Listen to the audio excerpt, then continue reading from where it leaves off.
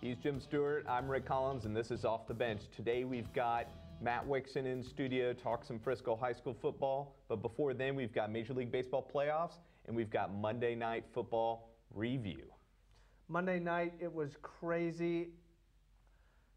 You know, Sam Bradford came back, and it just took me a little bit to think about this because it was really shocking. He came back, and he did not look ready. He came back too early, and within the first half, he was out again. Case Keenum came back in, and that's when the offense started to take hold a little bit. They were able to get the ball down the field. With Case Keenum being a more mobile quarterback, they were able to get more in sync, move the ball, and it wasn't pretty without Cook in the running game, but it was effective. And with Sam Bradford in there, he held the ball too long, like you said. Before the show, he holds the ball. He was a little bit behind throw. His timing was off. It was just really an awkward outing for him. Yeah, it was really awkward from both sides because Chicago with Trubisky, his first start in the NFL, he looked I'd say good for his first start. Yeah, it wasn't bad. It wasn't Deshaun Watson good. Too much Deshaun Watson. But Trubisky was good, and he was able to move the Bears' offense. He made some great throws. Obviously, he took a couple of risks that didn't work out, but he was also playing against a very good Minnesota Vikings defense. And the way he played, I think you go ahead and say, yes, he is the quarterback of the future for this team. They have to go with him moving forward. And it was very clear that despite the mistakes that he made, that he's going to be good for that offense. Yeah, his first NFL throw was a ball almost to the sideline in a tight window. He made the completion for a first down. I think it's a great start. He definitely has an adequate arm. I don't know if he has a cannon, but he doesn't have a water pistol. He really did show poise. He showed a lot of what Dak Prescott had. Though he didn't have the running game, he didn't have the offensive line, he didn't have the wide receivers that the Cowboys did, I really think the prediction that we said that he looked like a Dak Prescott light really showed itself. And he managed the game pretty well until that last interception. Yeah. And it cost big time. But that was a big moment for a rookie that has not played any time this season. And the only time he really had was a few quarters in the preseason. I think he did very well. Yeah, and I think pleasantly surprised for the Chicago Bears. They take another loss, but look at it. This year for them, if they go 4-12, they go 5-11, you're going to be okay moving forward. You've got a young team. The defense is playing well. You've got a rookie quarterback. You've got a young running back. You're going to be okay with this offense. Now, Minnesota. This is going to be a bit of a nightmare for them because Sam Bradford, everybody thought, okay, we've got our starting quarterback back. We thought that. And he is going to be the rock that's going to keep this team moving forward in this season. He did it last year. We thought he'd do it again this year. Like you said, he wasn't ready. He was not ready to come back. No, he was not. And now he's even less ready because he's back on the injury list. He's not going to probably come back for another 4 to 6 weeks. He injured the same knee. I just feel terrible for him. He's had a lot of talent coming out of Oklahoma, and he really has not been able to catch a break. He's either hurt his shoulder continuously, or he tears his ACL, or he's injury prone. Yeah. And for such a great talent, that's hard to watch. And he's a good guy, and he really held together a team last year in the Vikings that really had no one else or nothing else to keep them going. He nearly got them to the playoffs. And really made fans excited. I think the sad part is they really thought Dalvin Cook was going to be the difference maker for their offense this year. He was until he got hurt, and that's the devastating part as well. It's two parts. You lose your starting quarterback twice, and you lose your starting rookie running back, to an unbelievably devastating injury. And this team is going to probably struggle. Unfortunately, they're in a division where they're probably not going to make the playoffs anyway. The Packers look really good, obviously, after the win against the Cowboys, and the Lions look really good. So it's going to be a struggle for Minnesota. Someone who you predicted. Yes. It's going to be a struggle for Minnesota to get in the playoffs anyway. So, building on this for next year, I think you're still looking at a really good team going into next year, a team that I think will be better prepared next year if they're healthy to compete in the NFC North. And I hate to say it, and I don't like to take a term away from the NBA, but they need a tank a little bit, the Vikings. You know, they've got a good defense, but they've had so many injuries. All they can hope for now is that they can get high up in the draft, either get a quarterback or another running back. And worst comes to worst, Cook comes back like he was this year, and now you've got 2 workhorse running backs that that's a good problem to have. Yeah, and McKinnon, obviously, I mean, he was phenomenal last night for them, being able to move the ball down the field. He was great in the pass game as well as running the ball. I almost forgot about him because Latavius Murray had come in to be that backup running back, and he was not effective against the Bears. But that's the way the Bears defense is. I think, you know, you needed to attack the Bears defense on the outsides, in the flat, in the passing game, and McKinney was perfect to do that. Last night was an awful first half. It was almost unwatchable. I forced myself through quite a bit of it. The second half opened up, though. I love the fake punt. The 2-point conversion I thought was great. That fake punt was epic, and the run went for a touchdown. Yeah. And, you know, the play, the highlight plays he made after the catch was awesome. He made a spin move. He juked a guy in the open field. That almost made the game bearable for that moment. Yeah, and then it comes down to the last play of the game, which, I mean, nobody expected Trubisky to really drive down the field and win the game for the Bears. I mean, maybe Bears fans might have, but the expectation is very high for a rookie in his first game. And he tried to throw into a tight window. It got picked. Turnover was, you know, inside the 30. Minnesota kicks the field goal to win the game. I feel sad for Trubisky. That's the way the game ended for him. But I don't feel sad for him at all. It was a great outing for his first time with a team that is not as talented as they need to be to support a player in his rookie year to be successful. But when we come back, we talk a little bit more NFL. We go through our rankings, and then we move on to MLB and Matt Wixon next. They'll test you. Try to break your will.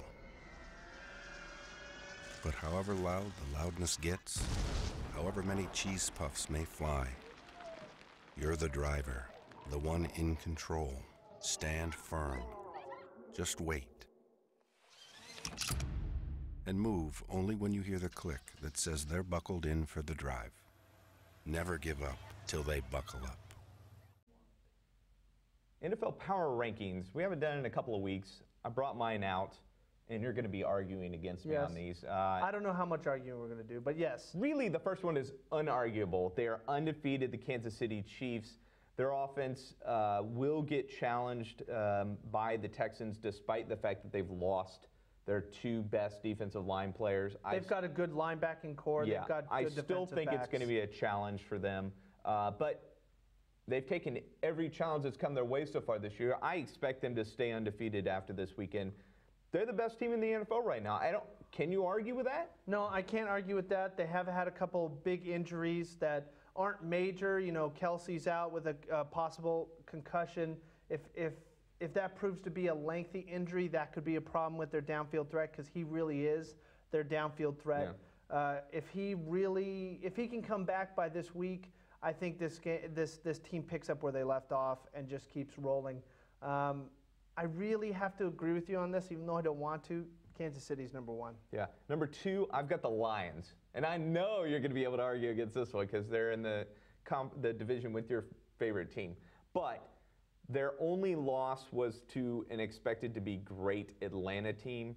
Actually, this last weekend, they lost as well. But I just, after seeing what the Panthers are capable of doing, the Lions are still a really good team. They kept it close, and the Panthers have looked phenomenal the last couple of weeks. I think this Lions team is way underrated going into this season, and I think with Stafford healthy, they can win that division. They're still in it. I think they can win that division. They've got to beat the Packers on the road, though. I look at it a little bit differently. This isn't college football. It isn't based on record. I do think that if the Lions went up against, let's say, the Broncos, I don't think they could beat the Broncos.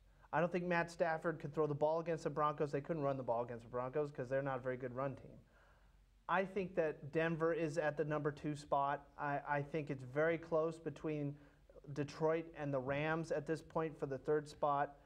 I hate to say to even give them in the top 5, but yes, Lions are up high, but there's no way they're number 2. There's no way. Okay, so I had the other team that you just talked about, the Rams. The biggest surprise, I think, this year, by far. I mean, a lot of people might say the Jacksonville Jaguars are the biggest surprise, but I think the Rams, especially after moving to LA and them trying to settle down there, Jared Goff not necessarily having a great year last year. There weren't high expectations that he was going to come in and have some kind of huge gangbusters year this year. They've been phenomenal this year. They lost to a very good defensive Seattle team this last weekend, and I'm not going to hold that against them right now. I think going forward, Seattle's obviously going to be the best competition in the West. If they can beat Seattle later on in the season, I think they've still got a shot at the division. Right now, I've got them at 3. I could be negotiated to move them back, but based on how they've played so far this year, I got to put them at 3. I have them at 3 as well, and for a little bit different reasons. I think they probably have close to being the best front 4 in the league. But now that J.J. Watt and Mercer is out, yeah. Merciless. There's so many names to remember, but I really leave this in the sense that I think the Rams are the most complete team. You look at, even though Goff isn't a number 1 quarterback, he is in the top 10, top 12 quarterbacks in the league right now. They've got arguably the best running back in the league, and they do have some really good wide receivers. They have and they can either beat you on the ground, beat you through the air, or Goff is athletic enough to be able to run out and get some yards through that as well. And they have a defensive line that can stop your run and sack your quarterback. I think it's really hard for someone else to be able to supplant them right now. The only way this really goes down for the Rams is if they start struggling with Goff at quarterback or Gordon gets hurt. Yeah. And when you mean move, Gurley. Gurley gets hurt. Then you move down to number 4. Number 4 for me, I have the Detroit Lions. Okay. Detroit Lions, their defense is awesome. Their offense is good when it comes to passing. Matthew Stafford has been worth every penny that they paid him. They have no running game. Yeah. Okay. I don't think there's another team right now that gets into the top 4 that isn't one of these 3 teams. Yeah. At 4, I actually have Denver. I think after this last weekend, looking at what they were able to do, they're a solid team, and I think Simeon is a better team than a better player at quarterback than a lot of people thought. Are you changing up on this? I know. Because you have I'm changing it up. I'm changing it up. Big Ben after 5 I interceptions. can't go with Pittsburgh. They're out of the top 5. They're out of the top 5. He tried to sneak that by us. He wrote it down. He tried to sneak that by us. Pittsburgh's out of the top 5. Denver at 4. And then I've got Green Bay at 5. And I think Green Bay gets in there on their win against Dallas. In Dallas, a phenomenal win for them. And Dallas, he's a cowboy killer. Aaron Rodgers is a cowboy killer. And he just keeps doing it every year. And it seems like the Cowboys, if they face the Packers in the playoffs, it's almost a no-brainer that the Packers are going to win. I mean, that's just the feeling that everybody around here has, and I think. And once that feeling is ingrained into your mind, it really does have an effect. It's sort of like the Raiders trying to beat the Steelers in the 70s, the Cowboys trying to beat the Steelers in the 70s. It was really hard that if you have that mindset that these guys have our number, to beat someone, and the Cowboys, whether it's through bad calls or straight up miracle plays, they have been able to consistently beat the Cowboys when Aaron Rodgers has been quarterback. Yeah, and I think, the Cowboys are a very good team. I don't think they're a top 5 in the league. They're probably somewhere in the top 13, 14 teams in the NFL right now. But the Packers showed that even when things are not going well defensively for them, they can still pull out a win. And it's just hard to root against or argue against what Green Bay's doing right now with Rodgers. I know. And then I would say just on the outside looking in. You have Green Bay. It's the Patriots at 6. I hate to go past the top 5. Their defense is just so bad. Their defense is so bad, it's impossible for me to put them in the top 5. But it's Brady, and it's one of those things. And I hate to say this, they are the Oklahoma Sooners of the NFL. Their offense is spectacular. Their defense is so horrible that they are at this point almost a 500 team. Yeah. Because they cannot rely on that defense. And remember, we talked about Tampa Bay being able to run and pass all over that defense, and they weren't able to do it. Now, I don't know if New England's made some adjustments to their defense. Wouldn't surprise me. Belichick's the best coach in the NFL. I know, period. exactly. So they can always pull out wins. They're going to win a lot of games this year. The way their defense has played so far this year, I can't sneak them into the top 5. And I know they're right there. And I know we went long, but up next, we're going to be talking about Major League Baseball and the playoffs. Maybe you can make retirement happen. After all, you made her college years happen. Opening that education savings account when she was little. Spearheading a campus tour. And another, and another, and another, and another. Bam! Deciphering financial aid. She was like, what? Well, now she's like, you aced planning for college. Now get the tips you need to get on track at aceyourretirement.org. Major League Baseball playoffs. The Astros and the Dodgers sealed their berth into the LCS. Those are the two teams I had. I mean, I have them in the World Series for a reason, and the Dodgers swept the Diamondbacks, and the Astros only lost 1 game to the Red Sox. I think this continues the conversation we had a few episodes back, and that is baseball still fun? Baseball playoffs are fun. Yes. They've always been fun, and they have the These same small series too. I like the 1-game wild card and the 5-game first division and series. even though the Astros won in 5, 4, 1 and 4. I was really, really entertained by these games. Even though one of them was a blowout, it was still entertaining. Yes. Shireen Williams, who is our NFL expert, was on pins and needles yesterday. I tried calling her for different points for an interview that we were going to have. She wouldn't answer the phone. No, I wouldn't have either if it was the Rangers. It was amazing how into this game I'd probably be really hungover this morning if the Rangers had won their playoff series last night. I mean, it is a blast, and you see the players after celebrating with the champagne and everything. That's what makes baseball fun. The regular season is just too long, and now we're looking at why it's too long, and part of that is the pitching. It's just a beatdown for these pitchers. They can't keep it up for this long. The reason why it's so great now is because you are playing the best teams. You've got the best offenses against the best pitchers, and against the best pitchers sometimes, and they're low-scoring games, but it's a ton of strikeouts, or it's either that or home runs. That's what it's felt like the last couple games and these series leading up to where we are now, is that it's either home run derbies or it's pitching duels, and it has been awesome. Yeah, and to see Yu Darvish in the playoffs is nice. He's pitched amazing for the Dodgers.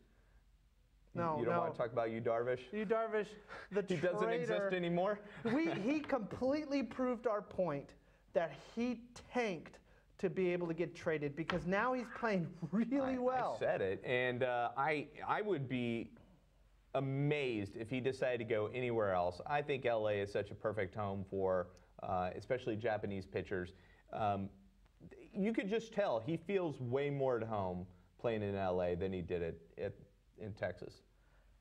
And going into the next competition, I think the New York Yankees are going to playing against the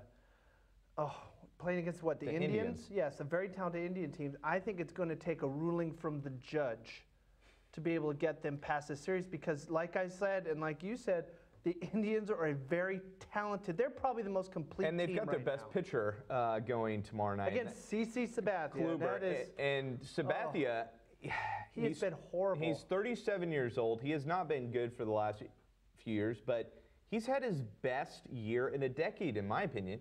And at 37, he's bringing the wisdom to this team's youthful enthusiasm. And I think they need that. They need him to be the settled pitcher that he can be in this game to keep up with Kluber. They cannot have a starting pitcher go less than an inning again. They cannot have CC go 3 innings. Are they going to have to tough it out if they have a slow start? They need 6 or 7 innings from Sabathia. The advantage that they have is they can tough out a 2 or 3 run 7 innings from him because you've got power in the lineup. You've got Sanchez. You've got Hicks. You've got Judge. You have guys that can hit the ball. You were telling me earlier, Judge has been struggling in the playoffs so far this year. Well, we get a hope. Well, in this series, he's hitting less than 100 right now. But he's due. Let's call it due, because that's what we want. So he's hitting worse than our power hitter for the Rangers so far in the offseason? Yes, but Joey Gallo. That's he's only in worse. a very limited number of at-bats, not over the course when it of matters. 62 When games, it matters. yes. I think he's due for a breakout. I think Judge gets a home run tonight. I think it's going to be a close game. I think 4-3, something like that. I think the Indians win, but I'm never going to rule out the Yankees, especially in a series with Joe Girardi. And we need to talk about Joe Girardi, because will Joe return to the Yankees next year?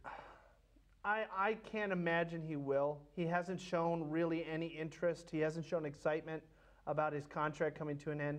The Yankees would be nuts to let him go. He has been the most winning manager in Major League Baseball since he took over the Yankees. And he really does a good job. He is level-headed. He is not explosive when it comes to his temper.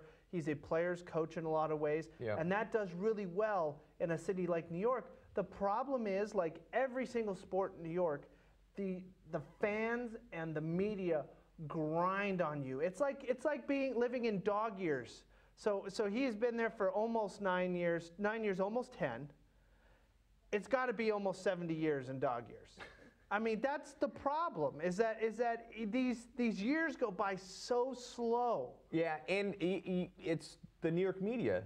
So, I mean, the Yankees, they're under this huge spotlight, and that spotlight is focused on Joe Girardi right now. That's not a spotlight. It's like the laser from 007, where it's going to cut you in half if you don't keep moving up the. I think Joe's in a tough position.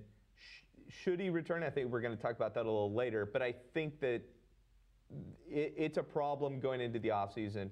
I think the Yankees think he's not the guy to get him over the hump. We're going to find out Wednesday night, though. We are. And coming up next, we are going to be talking to... Oh, we're doing... No, Matt Wixon, but then we're doing our speed round We're doing our speed round, and then we've got Matt Wixon after that. Marie, you have prediabetes. Prediabetes? I don't have time to eat right or exercise. I'm a busy mom. Oh, you're a busy mom. Yeah. This is great news. Busy moms never get prediabetes. Wait, what? Let me just... Yeah, this is all the people at risk for prediabetes, and way over here, busy moms. No?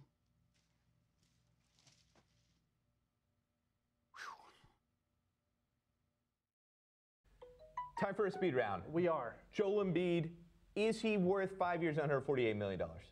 Has he even played half a season? No. In fact, he's played 31 games over the past 3 years, which adds up to about... He's played 31 games. 10% of the games that he could have played in? Not even 10%. So what they're doing is they're making an investment based on talent. Yeah. He's an unbelievable talent, 7'1". He is an athletic freak. And he can shoot. And he can shoot from the 3, yeah, which is amazing. His issue is exactly what you're talking about. Coming out of college, he was an unbelievable talent. He comes in, immediately gets hurt, and doesn't ever recover. I think we need to start looking at this player in Joel, just like they did, what's his name? McGee. Oh, yeah. JaVale McGee in Dallas. He kept getting hurt when he was in with the 76ers and the Nuggets, and he couldn't recover. And what we found out is he had an iron deficiency. They need to run him through as many medical tests as possible. They need to make him a guinea pig for 6 months and learn what's going on so that they can make a rational decision. Because let's say he's just an injury-prone player and there's nothing wrong medically. You just wasted a ton of money on a player that is never going to give you more than 31 games. But that's the most confusing thing is you're going to guarantee this guy $148 million. The only way he doesn't earn that money is if they waive him. The incentives are another $30 million on top of that. So if he makes first-team All-NBA, et cetera, et cetera, et cetera. Then that's what he they gets want. An extra $30 million. If at that point it doesn't matter because he's worth the money. If he makes the NBA All-Star I know, but first team, $148 million for a guy who's only played 31 games in 3 years is just beyond me. Next, Heisman finalists. I've got Mayfield, Love, Barkley, Falk, and Jackson. Look, you can't ignore what Jackson has done this year in terms of numbers. Not even in the conversation for me. He is in right now. He is in the doghouse with Sam Darnold and Rosen. They are just not the players that they were last year. Jackson has shown this year that he cannot compete against at least competent defenses. He's running over easy games, and he's running over teams that anybody on the top, Power 5 conferences would run over. And when he goes up against like a Clemson, or not a Clemson, but like NC State or any of these teams that are, Clemson, good, yes. or good defenses, maybe not unbelievable, but good defenses, he struggles to the point where it's almost painful to watch. Yeah. Okay, next, Joe Girardi. He was booed in Game 4. Should he have been booed? No. At the beginning of Game 4? No. He shouldn't. He has the best record in baseball when it comes to, since he's joined the Yankees. He has done a great job of accumulating talent. He's brought in players like Judge. He's made sure that the Yankees are now relevant again. Yeah. They were irrelevant. They missed the playoffs for the last couple of years. Now they're back in the playoffs. They've got a shot at getting to the ALCS. And they have the #1 name in baseball, and he brought him there. Well, he's made him relevant by getting him on the field, yes. Yes. But the question becomes, are the Yankees going to make the right decision in bringing him back? Because obviously, by the way that they booed him and by the way the media in New York is really going at him with daggers, do you think he even wants to come back? I don't know if he wants to come back, and if he doesn't, he shouldn't. There's going to be a job made available to him somewhere. Who knows what the Nationals and Dusty Baker do? Who knows what happens with Joe Madden in Chicago? Those would be job opportunities that I think those teams would definitely want Joe Girardi as their manager. But there just aren't a ton of openings right now. I think Joe is holding on to hope that Cashman does come up with a good offer for him, and I think Cashman will. I think Cashman will make it happen. Why don't we move on to Trinidad and Tobago versus the U.S. men's national team? So I'm expecting a 3-1 win. I don't think that they're going to just blow the doors off like they did with Panama. Panama traveling to the United States and us playing at home, I think huge advantage. They knew they had to win this game, the U.S. men's national team, with Panama, and they did it. Now the pressure's a little bit off. A win here certainly secures a place in World Cup qualifying, but they could tie and still qualify. The problem is they're traveling to Trinidad and Tobago, and we all saw the photo of the field basically underwater, half of the field underwater, before their practice the other day.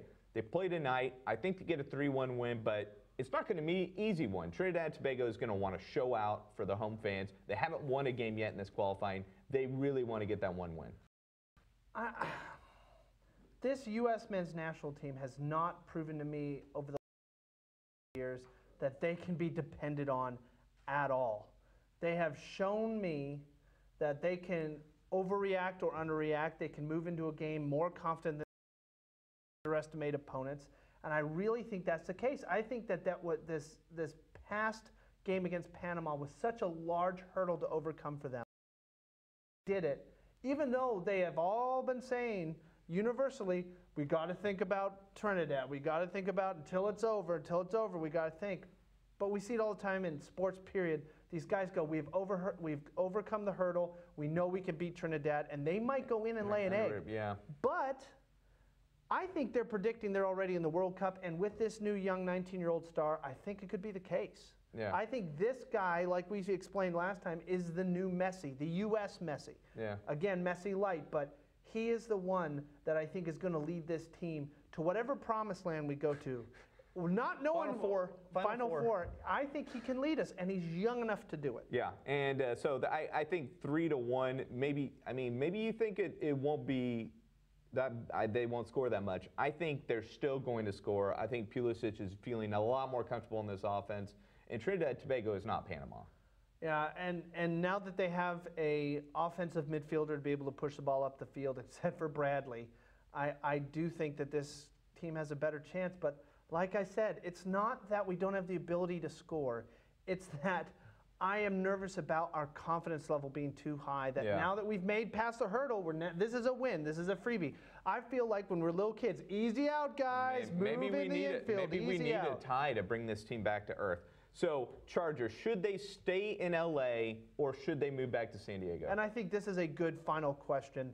I think they need to move back to San Diego. LA is just, there's too much going on in LA for them to be able to thrive, unless they just go on a win streak and win the Super Bowl. Then they'll have do you think the new ball show that they've got? They've got LA Clippers, they've got they've got Rangers, Dodgers. They have Dodgers, they have the LA hockey team, they've got two basketball teams, they've got the Trojans, who is the NFL team for LA, and then they got two NFL teams, a beach, nightlife, clubs. There's too much going on. They do not need two teams. And San Diego's in the NFL. clearly missing a football team. The problem is, does San Diego want them back? I think that the fans in San Diego want them back. I don't know about the city. And I think it makes the most sense in the world for them to be in San Diego. Let the Rams have LA. San Diego needs a team. The problem is that I don't think the NFL or the Chargers want to move back to San Diego. Coming up next is the Dallas Morning News' own Matt Wixon. We're excited. He's going to go over a little bit of FISD football next. Marie, you have prediabetes. Prediabetes? I don't have time to eat right or exercise. I'm a busy mom. Oh, you're a busy mom. Yeah. This is great news. Busy moms never get prediabetes. Wait, what? Let me just... Yeah, this is all the people at risk for prediabetes, and way over here, busy moms. No?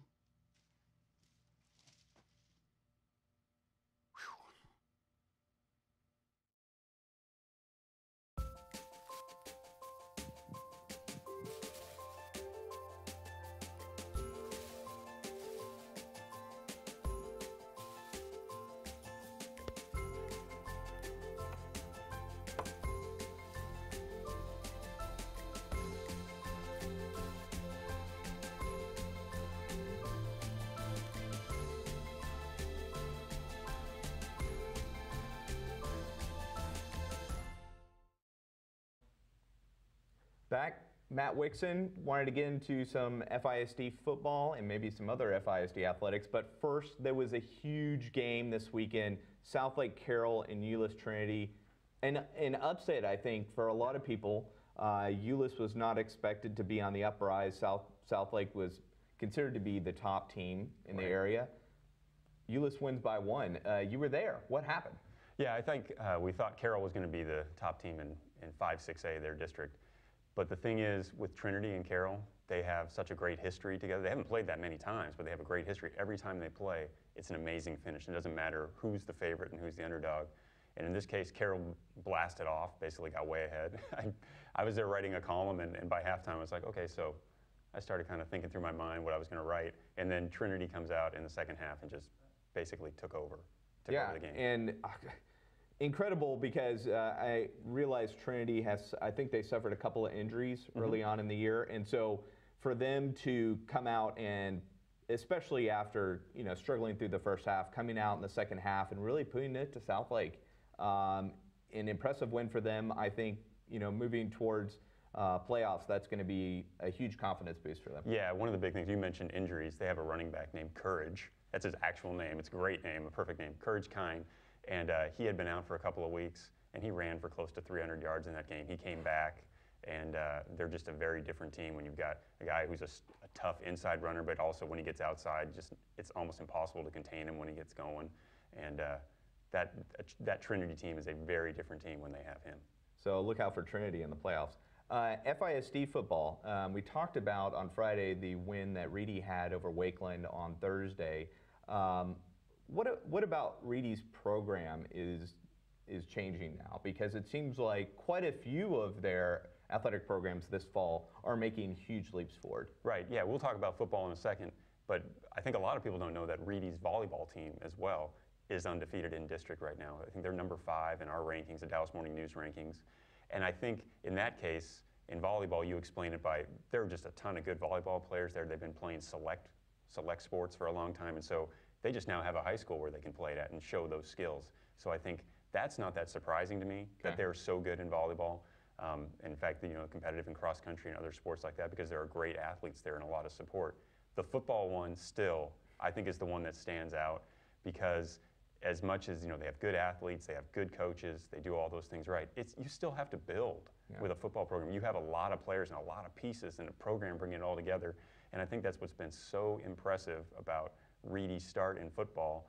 And I admit it, just like I talked on Friday. I mean, I picked Wakeland to win that game. Yeah. And it's just, I think a lot of people picked Wakeland. I mean, it just seemed like the logical choice, even though Reedy had been impressive. Certainly their offense had been doing great in those first games.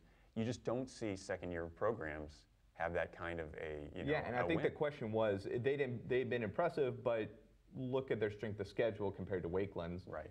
And Wakeland's strength of schedule is considerably more challenging, or at least what we expected to be more challenging than Reedy's schedule. And they still came out and won a tough game. And as we talked about on Friday, they put themselves in the playoff picture by winning that game. Oh yeah, I mean they're in a solid playoff position right now, and I think the thing with Reedy is that they've just always been confident. I remember I was at the very first game they played last year at the Star Center, and they got beat by Independence 54-3.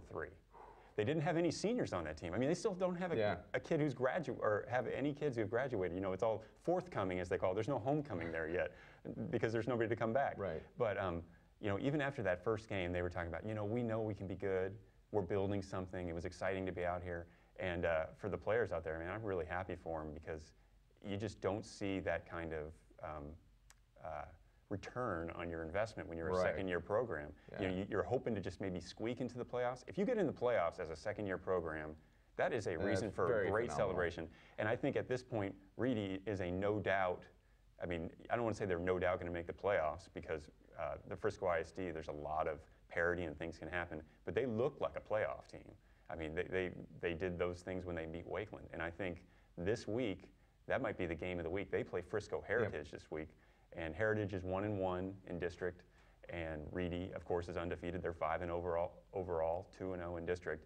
And I think Reedy is the favorite in that game, but Heritage is a very good team. They got a quarterback named Amari Jones, who's one of the most exciting players you'll ever watch play. He's a dual threat guy who runs like crazy. We were just talking about Courage Kine of Euless Trinity. Yeah. Well, Courage is a running back. Amari's quarterback, but he runs like him. Okay. And so he's scary for defensive coordinators. I think that's going to be an awesome game, and definitely one to look at, because for Heritage, it feels like a game they really, I mean, if they lose it, they're still in the playoff hunt for sure. But if they win it, they feel a lot better about themselves. Yeah. And for Reedy, if they win that game, another solid team, another solid win they can put under their belt, they're going to be thinking, man, we were really in a great position for the playoffs. Yeah, I think 2 losses, there may be a team to get in with 3 losses, but I think once you get to that second loss in this district, you do not want to lose a game going forward, because that third loss is going to be really difficult to get into the playoffs. Well, and the thing is, then you have to have those sleepless nights with, what is the tiebreaker scenario? Right. How many points do we need to score? There's point differential.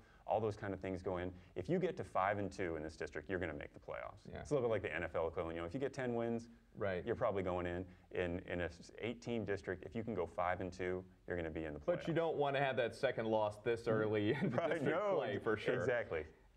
You were talking about parity, and I think parity is the best term to use in terms of FISD football. What showed in parity this weekend? Well, if you look at the scores, I mean, you did have Lone Star beating Frisco 28-0.